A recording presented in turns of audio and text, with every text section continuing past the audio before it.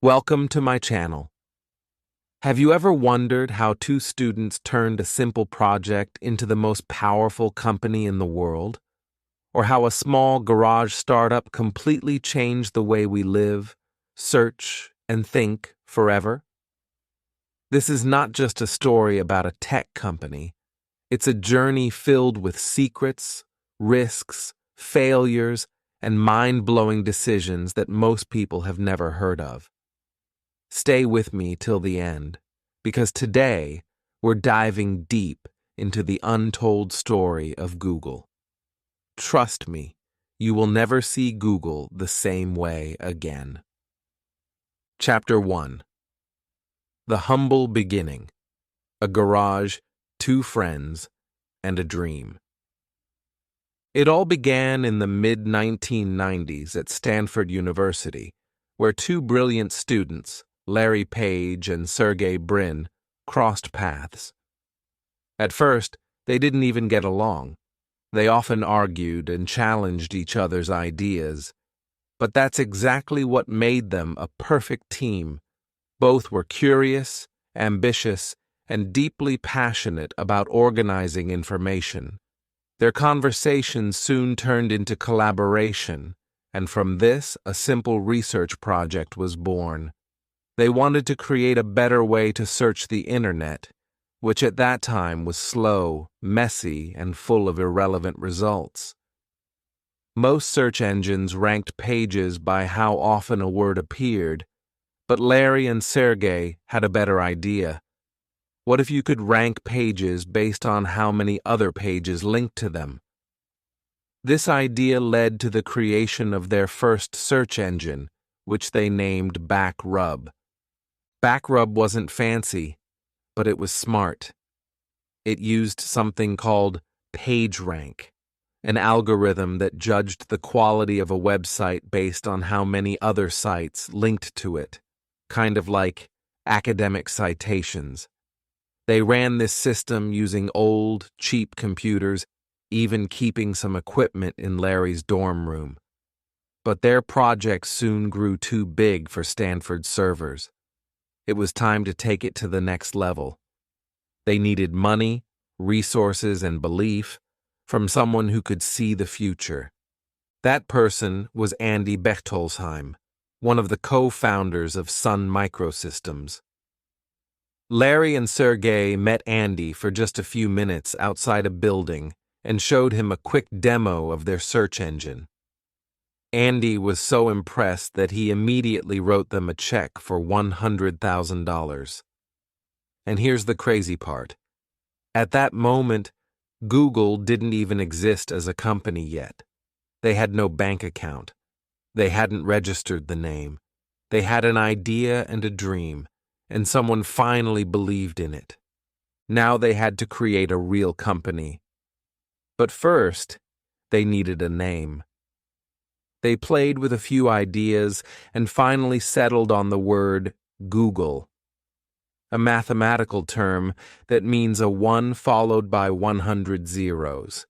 It represented their mission to organize a huge amount of information, but when they went to register the domain name, they made a spelling mistake.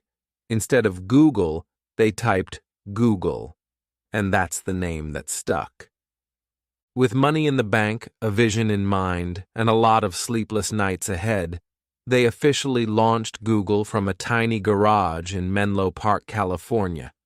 That garage, owned by Susan Wojcicki, who later became the CEO of YouTube, became the birthplace of a company that would one day touch nearly every corner of the world. But at that moment, it was just two friends, a few computers, and a bold dream to organize the world's information and make it universally accessible and useful. What they didn't know was that they were about to change the internet forever. Chapter 2. The Search Engine That Outsmarted Everyone. In the late 1990s, the internet was growing fast, but finding good information online was still a big problem. Search engines existed, Names like Yahoo, AltaVista, and Ask Jeeves were popular, but they didn't work very well. You could type in a word and get hundreds of results, but most of them were useless. These search engines simply looked for how often a word appeared on a page, not whether the page was actually helpful or trusted. That's where Google changed everything.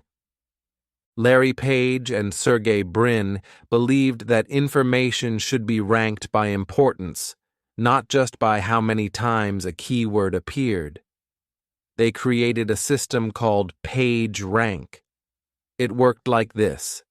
If many websites linked to one page, that page was probably important. Just like in the academic world, if many papers cite a certain study, it's likely a good one.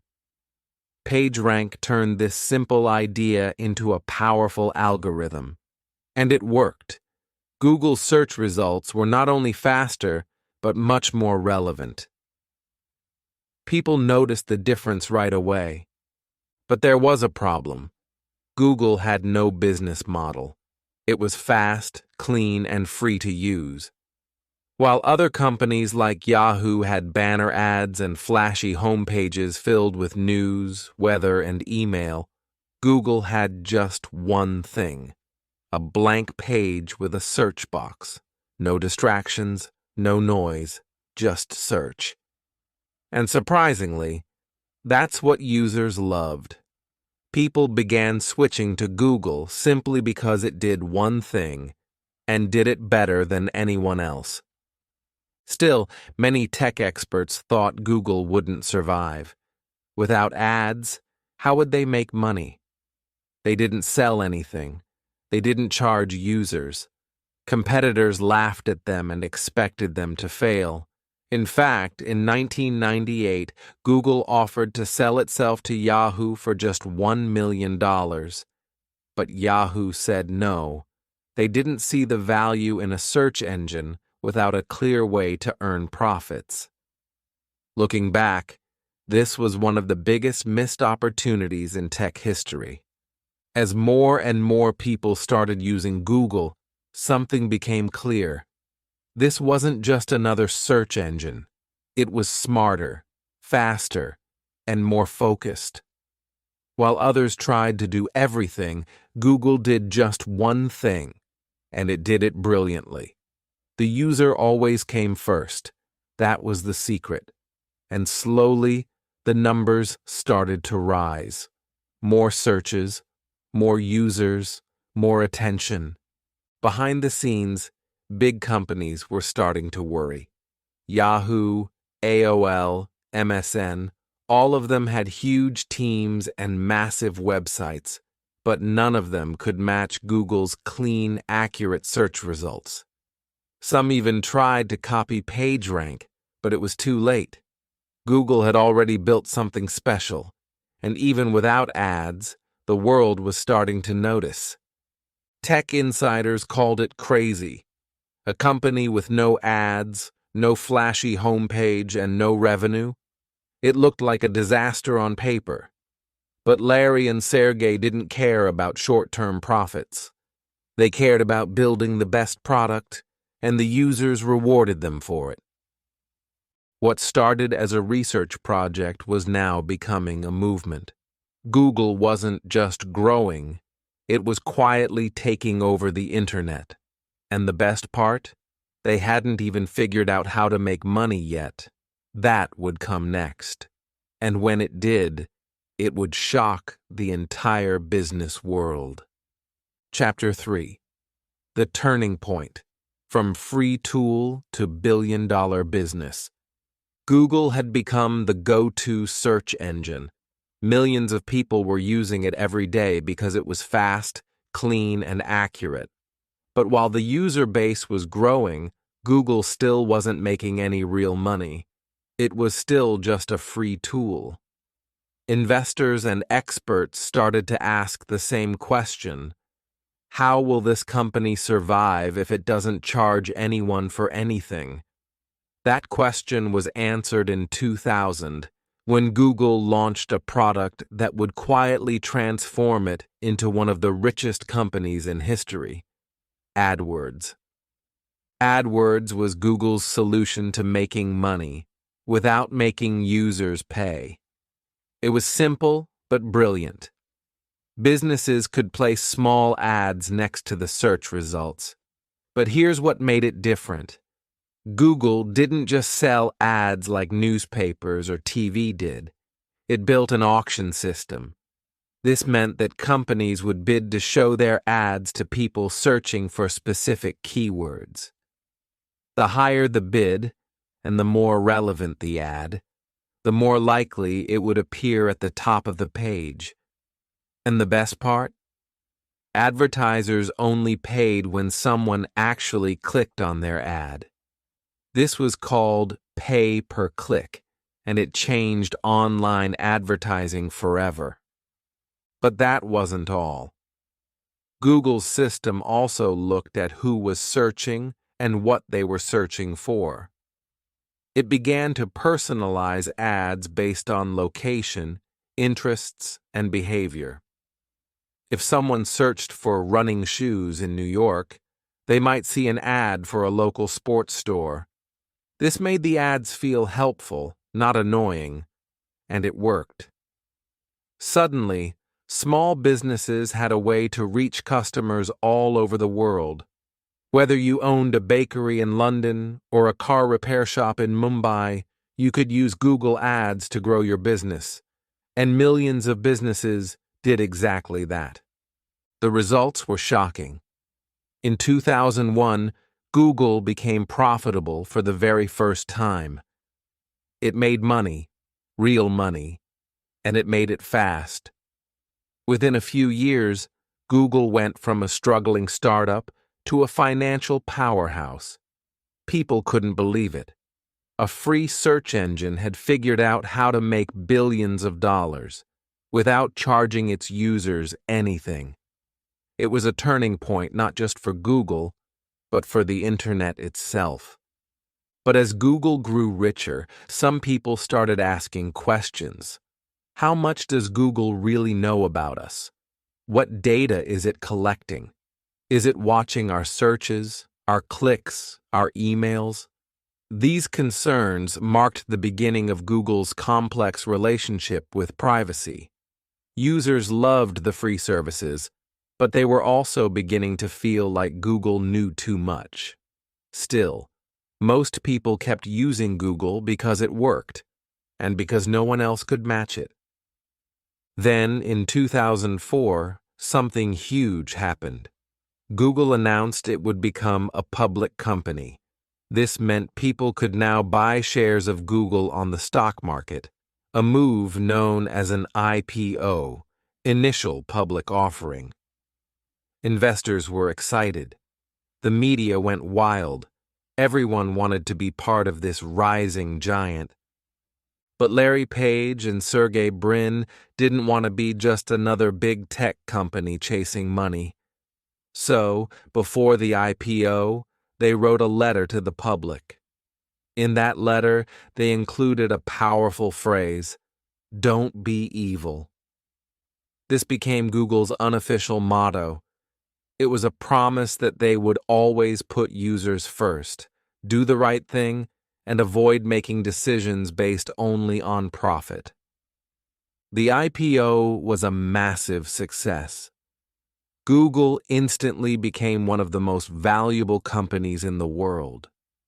In just a few years, it had gone from a garage project to a global business empire. And yet, for most users, it still felt like a simple, helpful tool. That was the magic of Google. It was making billions behind the scenes, while still offering free services to everyone. What started as a dream between two students was now something much bigger. Google was no longer just a search engine. It was becoming the foundation of the internet economy. And this was only the beginning. Chapter 4. The empire grows, more than just search. By the mid-2000s, Google had already proven that it wasn't just a smart idea, it was a money-making machine. But Larry Page and Sergey Brin weren't interested in just being a successful search engine. They had a much bigger vision. They wanted to organize all of the world's information and make it useful. Not just websites, but videos, emails, maps, and even your phone. That's when Google began to grow into something much larger, an empire.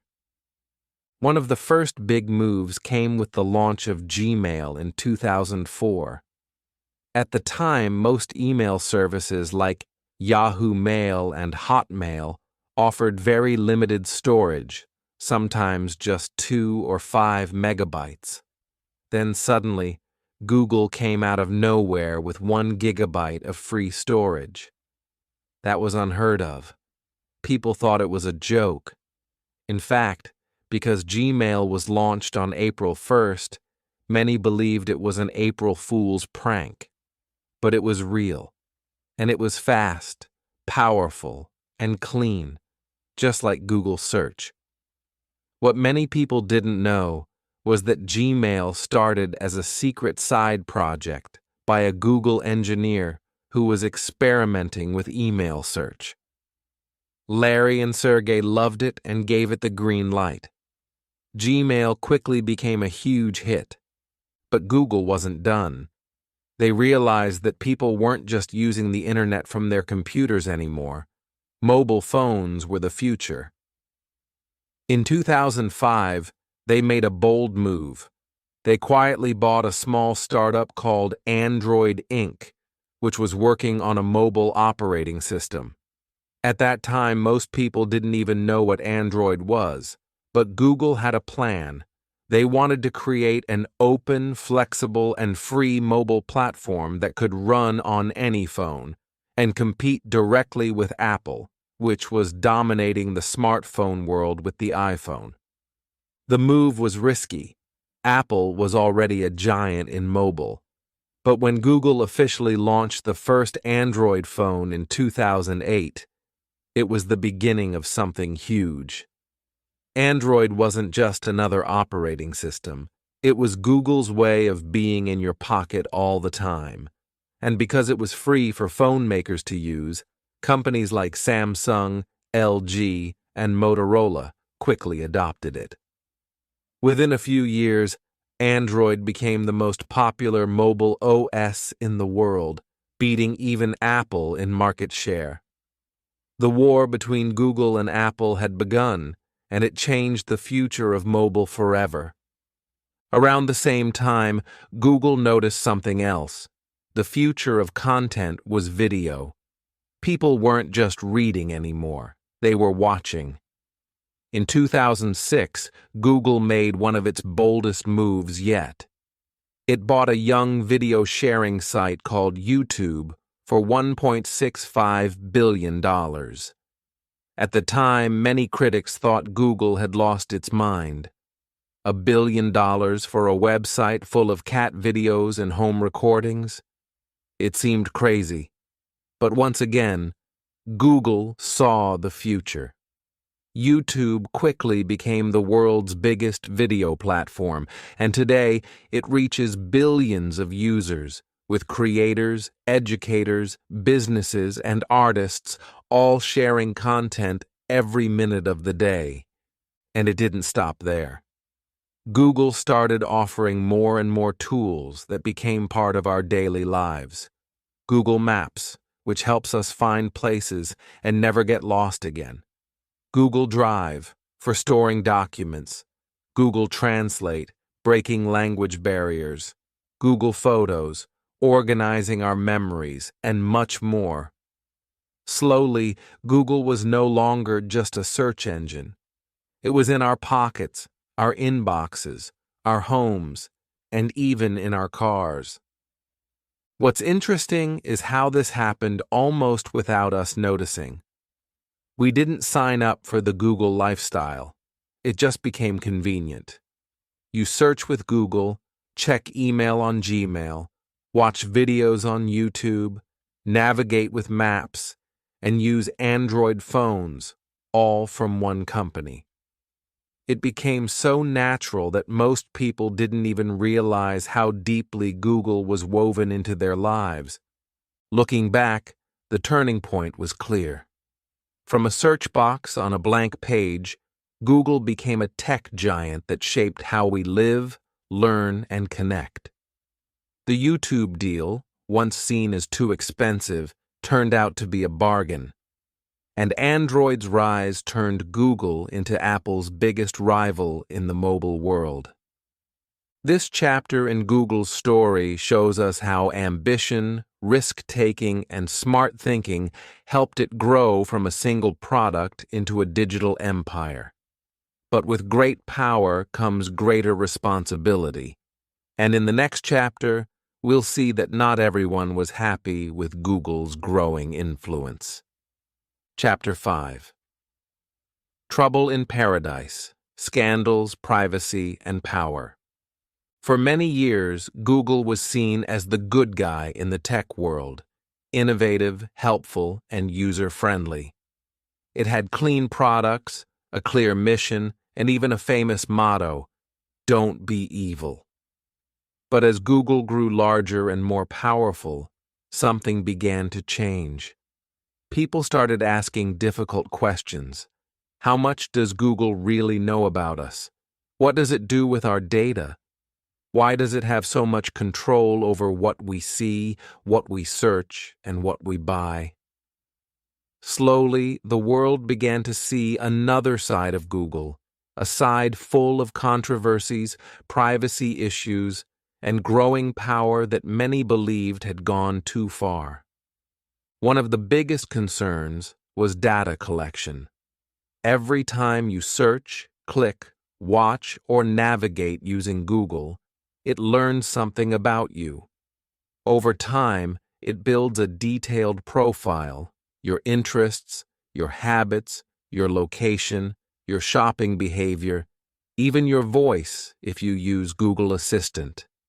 This data helps Google show better ads and improve services, but it also raises serious privacy concerns. Users began to feel uncomfortable knowing how much the company knew about them, and more importantly, how little control they had over it. Then came the issue of monopoly power. As Google's business grew, it didn't just dominate search. It took over digital ads, smartphones, videos, maps, browsers, and more.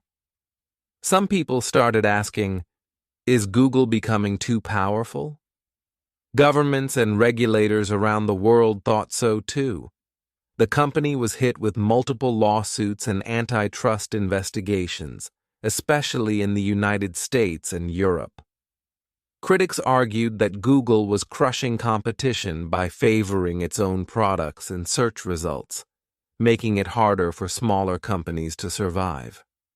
One of the biggest flashpoints came with Google's presence in China.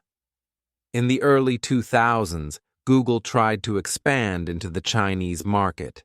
But to do that, they had to follow strict government rules, including censorship of search results.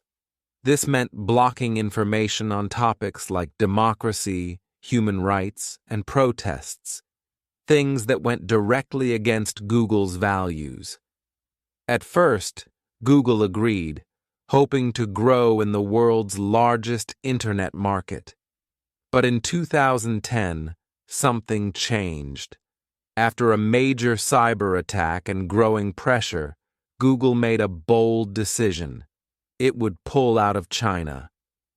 This was a powerful moment, a global company choosing principles over profit.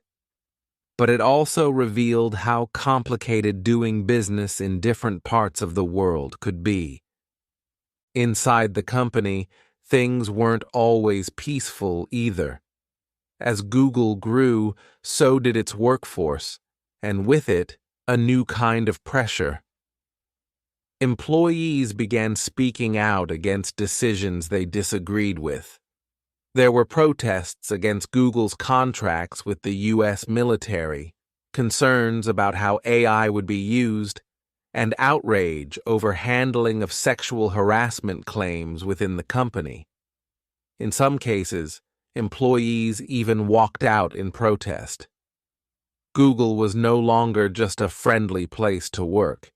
It had become a global giant, and with that came serious responsibility and growing internal tension. Then came the whistleblower stories, former employees revealing things that happened behind closed doors. Some exposed how Google tested censored search engines for China under a secret project called Dragonfly. Others revealed how Google's own ethics teams were sometimes overruled by business goals. These stories shocked the public and sparked debates about whether Google was still living up to its original promise to not be evil. Through all of this, Google tried to balance innovation with accountability. It made changes, updated privacy settings, increased transparency, and launched tools to let users control their data. But the damage to its reputation was already done in many eyes. For some people, Google had gone from a helpful friend to a digital overlord, powerful, untrustworthy, and watching everything. This chapter in Google's story reminds us that no company, no matter how well it starts, is free from challenge. Power brings pressure. Success brings scrutiny. And as Google stood at the top of the tech world, it also had to answer some of the hardest questions about ethics, responsibility, and the future of technology. But even with all this, Google wasn't slowing down. In fact, it was preparing for its biggest chapter yet, one that would take it beyond search, beyond ads, and even beyond the internet. In the final chapter, we'll explore how Google is now shaping the future, with artificial intelligence, robots, space tech, and more. And we'll ask the question, what happens when one company wants to organize everything? Chapter 6. The Future of Google, AI, Robots, and the Unknown. As we reach the final chapter in the story of Google, we're no longer just talking about a search engine or even a tech company. Today, Google is part of something much bigger, a global organization with a new name, a wider vision, and plans that reach far beyond the internet. In 2015, Google reorganized itself under a new parent company called Alphabet Incorporated. The idea was simple but powerful. Let Google continue focusing on search, ads, and apps, while allowing other teams to explore new, bold, and sometimes risky ideas that could change the world. One of Alphabet's most fascinating and ambitious areas is artificial intelligence, AI. Google has invested billions into AI research, and one of its most famous projects is DeepMind, a UK-based company it acquired in 2014. In 2016, DeepMind made history when its AI program, AlphaGo, defeated the world champion in the ancient Chinese board game Go, a game so complex that many experts believed no computer could ever master it. This moment shocked the world. It wasn't just a victory in a game, it was a sign of what AI could do. Google wasn't just teaching computers to learn, it was building machines that could think in ways we hadn't imagined. Since then, AI has become one of Google's central focuses. You can see it in the way Google Search predicts what you're looking for before you finish typing, in how Gmail completes your sentences with Smart Compose, and in how Google Photos can recognize faces, places, and objects. But AI is going much further than that. Google is developing chatbots and language models that can hold conversations, write content, and even help people learn languages. These tools are changing how we communicate, how we work, and how we live. But Google isn't stopping with software. It's also exploring hardware and robotics, especially with projects like Waymo, its self-driving car company. Imagine cars that can drive themselves safely, without human drivers. That's what Waymo is working on, and it's not science fiction. Waymo's autonomous vehicles are already being tested in real cities carrying real passengers. If successful, this could reduce traffic accidents, improve transportation, and change the future of travel forever. Google is also stepping into the world of healthcare. Through companies like Verily and partnerships with hospitals, Google is using AI to detect diseases earlier, analyze medical records faster, and even help researchers find new cures. It's a powerful vision, using data to save lives. At the same time, it raises questions about privacy and ethics, especially when dealing with sensitive health information. And if all that wasn't enough, Google is even exploring quantum computing, a new kind of computer that can solve problems too complex for even the fastest modern machines. In 2019, Google announced it had achieved quantum supremacy, meaning one of its quantum computers had performed a task no regular computer could complete in a reasonable amount of time. While this technology is still in its early stages, it could one day unlock new discoveries in science, energy, and materials. But with all these advancements, one thing has become clear. The world is now watching Google closely. Every new invention, every new project is followed by tough questions. Is Google using AI responsibly? Can it be trusted with so much data? Is it helping people, or just growing its power? As the company pushes into the future, competition is growing fast. Companies like OpenAI, Meta, Amazon, and Microsoft are all racing to lead in AI, and Google no longer stands alone. The rise of chatbots, voice assistants, and digital brains is no longer a dream. It's a daily reality. The ethical challenges are growing too. As Google creates smarter machines, people are asking, who's in control? How much power should a company have over information, technology, and even human decision-making? These are not easy questions, and even Google, with all its talent and resources, doesn't have all the answers. So where does this leave us? Google is no longer just a company. It's a symbol of what technology can do, both good and bad. It can help us find answers, solve problems, and make life easier. But it can also raise hard questions about privacy, control, and the future of humanity. Whether Google remains a force for good or becomes something else will depend on the choices it makes in the years to come. As we close this chapter, one thing is clear. The story of Google is far from over. In many ways, it's just beginning.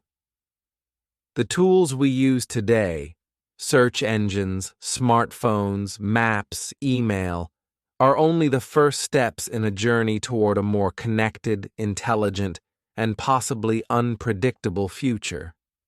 And who knows? The next time you say, "Hey Google," you might just be speaking to something much smarter than you ever imagined.